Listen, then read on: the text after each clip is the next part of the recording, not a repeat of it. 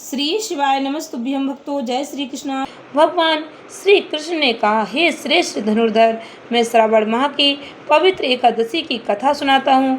ध्यान पूर्वक श्रवण करो। एक बार इस एकादशी की पावन कथा को भीष्म पितामह ने लोकहित के लिए नारद जी से कहा था। श्रावण माह के कृष्ण पक्ष की एकादशी का नाम कामिका एकादशी है। इस एकादशी की कथा सुनने मात्र से ही वाजपेयी यज्ञ के फल की प्राप्ति होती है। कामिका एकादशी के उपवास में शंख चक्र गदाधारी भगवान विष्णु जी का पूजन होता है। जो मनुष्य इस एकादशी को धूप दीप नैवेद्य आदि से भगवान विष्णु की पूजा करते हैं, उन्हें गंगा स्नान के फल से भी उत्तम फल की प्राप्ति होती है।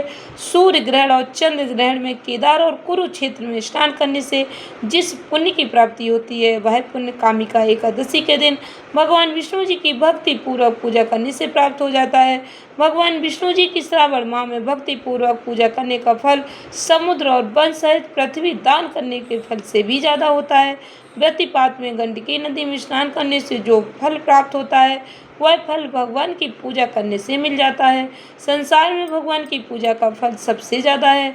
अतः भक्ति पूर्वक भगवान की पूजा न बन सके तो श्रावण माह के कृष्ण पक्ष की कामिका एकादशी का उपवास करना चाहिए। आभूषणों से युक्त बछड़ा सहित गौदान करने से जो फल प्राप्त होता है, वह फल कामिका एकादशी के उपवास से मिल जाता है।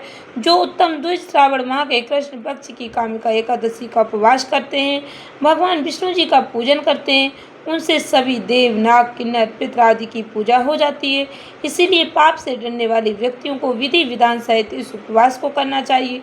संसार सागर तथा पापों में फंसे हुए मनुष्यों को इनसे मुक्ति के लिए कामिका एकादशी का व्रत करना चाहिए। कामिका एकादशी के उपवास से सभी प्रकार के पाप नष्ट हो जाते हैं। संसार में इससे अधिक पापों को नष्ट करने वाला कोई और उपाय नहीं है। हे नारद जी, स्वयं भगवान ने अपने मुख से कहा कि मनुष्यों को अध्यात्म विद्या से जो फल प्राप्त होता है, उससे अधिक फल कामिका एकादशी का व्रत करने से मिल जाता है।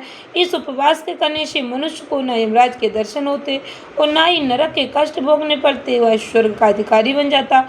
जो मनुष्य इस दिन तुलसी दल से भक्ति पूर्वक भगवान विष्णु का पूजन करते, वे संसार सागर में रहते हुए इस प्रकार अलग रहते, जिस प्रकार कमल पुष्प जल में रहता हुआ भी जल से अलग रहता है। तुलसी दल से भगवान श्री हरि विष्णु जी का पूजन करने का फल एक बार स्वर्ण और 4 बार चांदी के दान के बराबर है। भगवान विष्णु जी रत्न मोती मणि आदि आभूषणों की अपेक्षा तुलसी के दल से अधिक प्रसन्न होते हैं। जो मनुष्य प्रभु का तुलसी दल से पूजन करते हैं, उनके सभी पाप नष्ट हो जाते हैं।